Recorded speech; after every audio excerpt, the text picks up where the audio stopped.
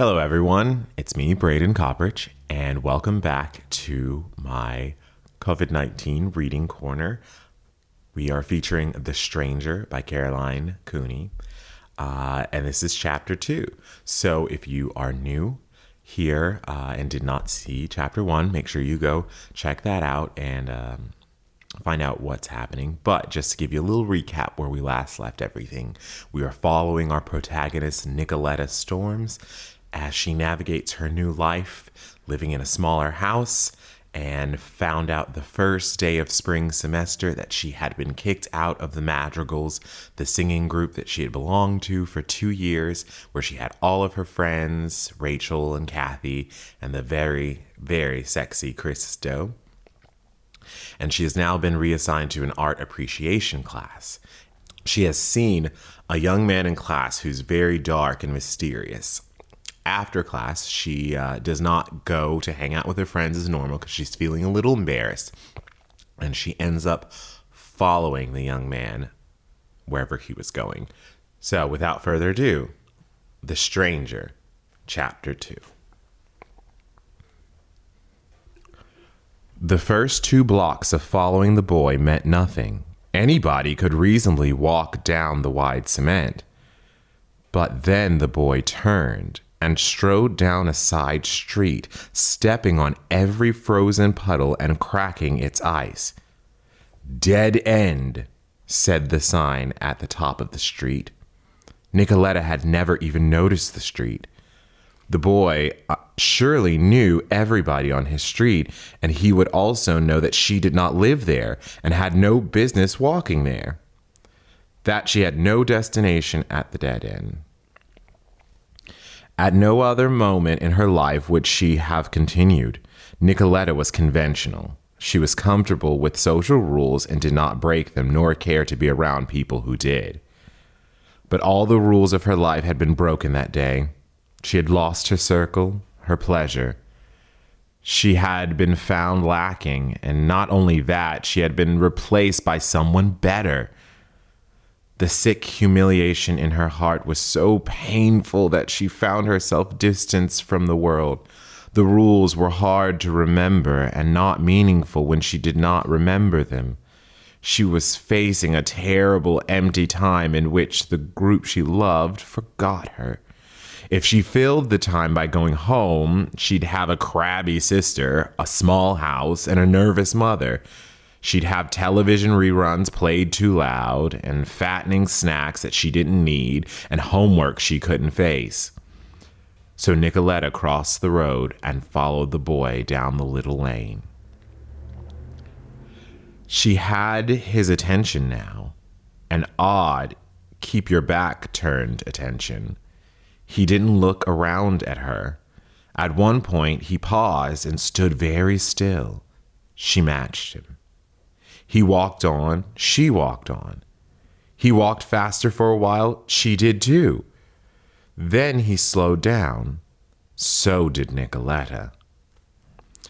Her head and mind felt light and airy. She felt as if she might faint or else fly away.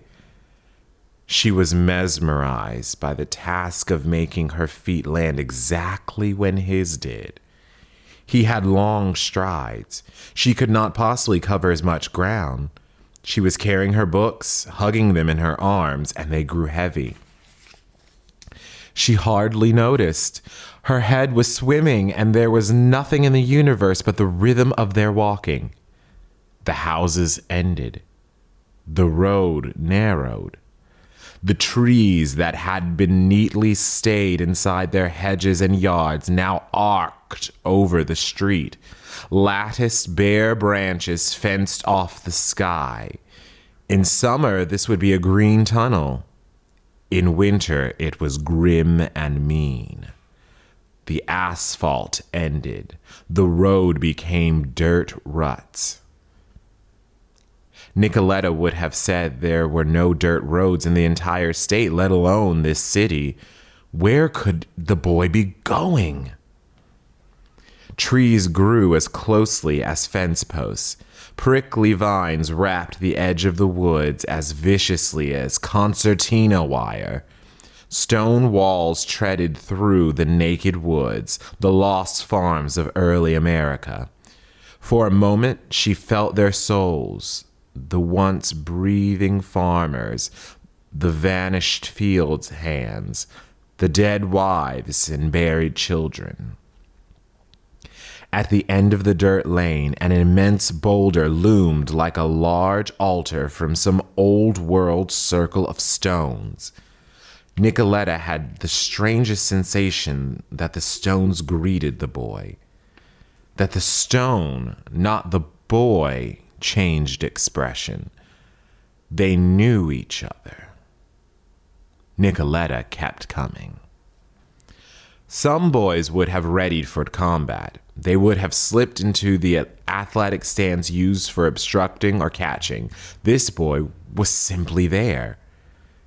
Very, very slowly, he turned to see whose feet had been matching his, what person had trespassed on his road.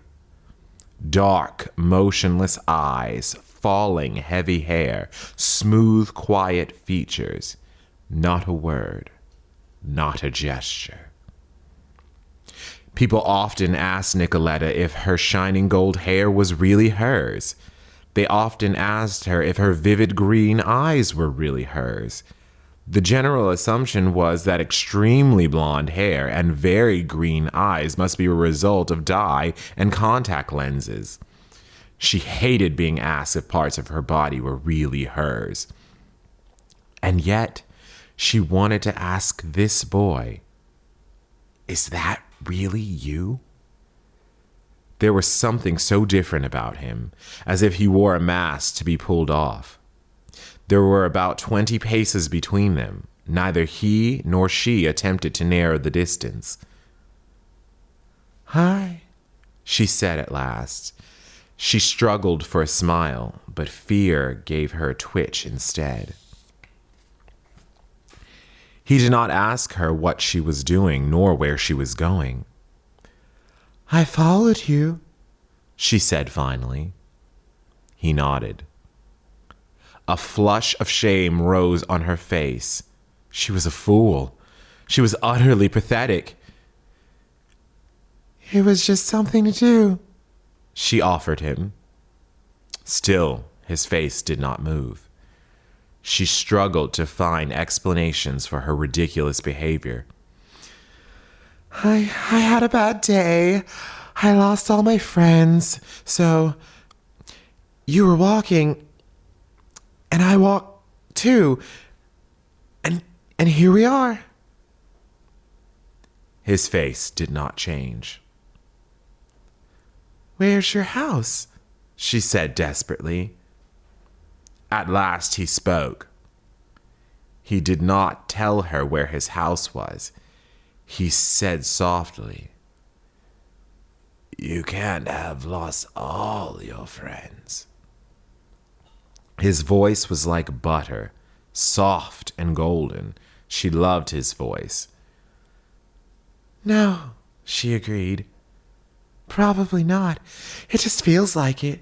It turns out I'm not as important as I thought." He said, "I'll walk back with you to the road while you tell me about it." She told him about it. He simply nodded. His expression never changed. It was neither friendly nor hostile, neither sorry for her nor annoyed with her. He was just there. She wondered what his mouth would look like smiling, what his mouth would feel like kissing. Nicoletta talked. He listened. She poured out her feelings as if he were her psychiatric counselor and she was paying by the hour. She had to face this boy tomorrow and every day for the rest of the school year. And yet, here she was, describing the workings of her heart and soul, as if he were a friend, as if he could be trusted. It was horrifically cold. She had not worn clothing for a hike in the outdoors. She shifted her books, trying to wrap her cold hands inside one another. The boy took off his long scarf, which was plain, thin black wool with no fringe and no pattern.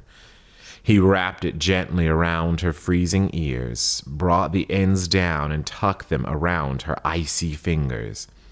The wool was warm with its heat. She wanted to have the scarf forever. She had to know more about him. She wanted to see him with his family, standing in his yard. She wanted to see him in his car and in his kitchen. She wanted to see him wearing jeans and bathing trunks. "Will you be able to get home from here?" he asked instead. They were standing next to the bright yellow dead end sign. A few hundred yards ahead, traffic spun its endless circuit. She could not let their time together end. In fact, standing with him, they did not seem to be in normal time. They were in some other time, a wide, spacious, ancient time. "Were you just going for a hike, or do you live down there?"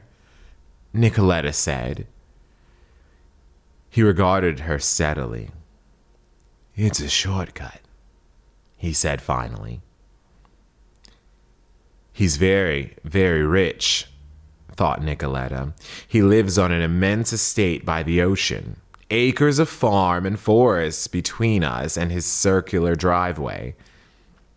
Perhaps his mother is a famous movie star and they live under another name." She said, "I'm Nicoletta Storms." "Nicoletta," he repeated. How softly he sounded each consonant. How romantic and European it sounded on his lips. Antique and lyrical, not the way her classmates said it, getting the long name over with, or switching without permission to Nicky. "What's your name?" she said. For a while she thought he would not tell her, that even giving out his name to a classmate was too much and too personal of an expression for him. Then he said, "Jethro." "Jethro," she repeated. "What an odd name. Are you named for an ancestor?" He actually smiled. She was lifted up on that smile like a swallow on a gust of summer wind. His smile was beautiful. It was wonderful. It was buried treasure, and she, Nicoletta, had uncovered it. Their city was one of the oldest on the East Coast. She had never previously met a native, but there had to be some. Perhaps Jethro was a descendant of the Mayflower. That was the kind of name they gave to boys back then. Jethro, Truth, Ephraim.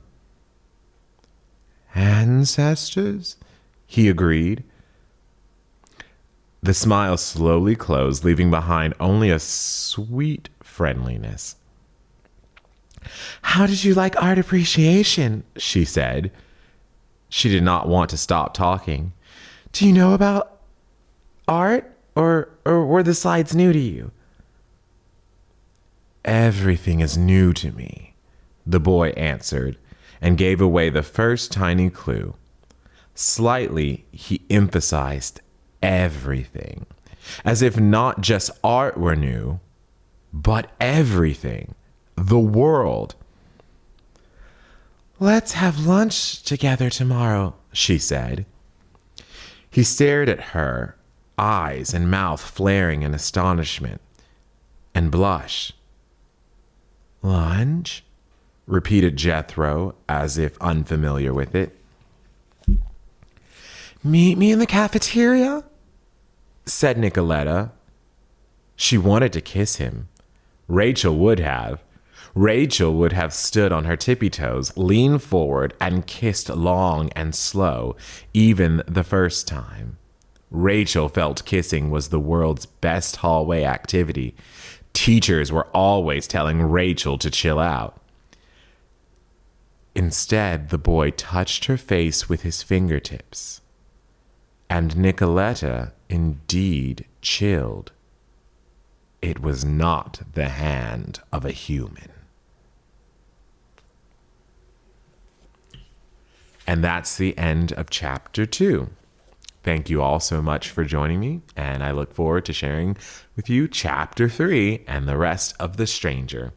Until next time, this is Brandon Coprich. Good night and much love.